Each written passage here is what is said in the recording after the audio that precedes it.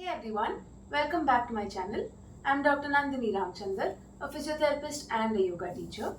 My today's video is for all my viewers who have knee pain or knee arthritis, and in this video I'll be showing you some basic hip strengthening exercises to reduce the pressure from the knees and strengthen your hip muscles. So once you're ready, grab your mats and let's get started. The first exercise is hip bridges. For this, first I'm going to keep the knees and the ankles joined, hands close to the hips. Slowly take the hips up without spreading the knees out and gently bring it down. So you're going to do 10 rounds of this variation. For the next variation, I'm going to turn the toes out and then the heels out. So my knees are now hip width apart, but now when I take the hips up, don't let the knees again fall apart. They should be parallel to each other. Again, 10 rounds of this variation. And in case you feel your knees are slightly falling outwards, you can use a pillow or a block between the knees to support the knees and then gently take the hips up. For the third variation, we are going to take the toes out and the heel out again. So my feet are mat width apart, and now I'm going to take the hips up and down, again repeating this 10 times. You can do 3 sets of these 3 variations to improve the strength of your overall hip muscles. For the next exercise, I'm going to keep the left knee bent. My right leg is going to be straight. The movement is going to be around 30 degrees. So this is the range where you want to be doing the movement. I'm going to be using the whole right leg as a pen. Toes pointed upwards, so there is no ankle movement happening here. And I'm going to be writing alphabets around this range. But while doing the movement, try not to shake the hips too much and use only the thigh and the hip strength to do the movement. So keeping the hands to the side or under the hips as per your comfort. Taking the leg up to 30 degrees, I'm going to be writing alphabets A, B, C, D, E, F and so on till you reach Z. So you can do one set to start with, and once you feel this is very comfortable, you can progress to 2 to 3 sets. For the next exercise, I'm going to come into a side lying position. You can keep the lower knee bent for your comfort.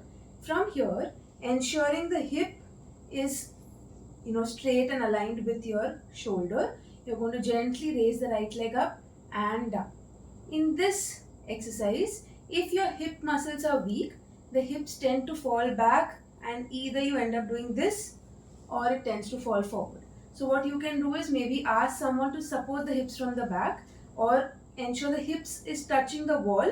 So when you're doing this, it is a straight movement aligned with your shoulder. So do this 10 times, 3 sets on both the right side and left side. For the next exercise, we are going to be bending both the knees. Keeping the ankles joined, I'm going to gently take the left knee up and down. So my right knee is down on the mat. I'm going to be doing this 10 times and try doing 3 sets of this exercise.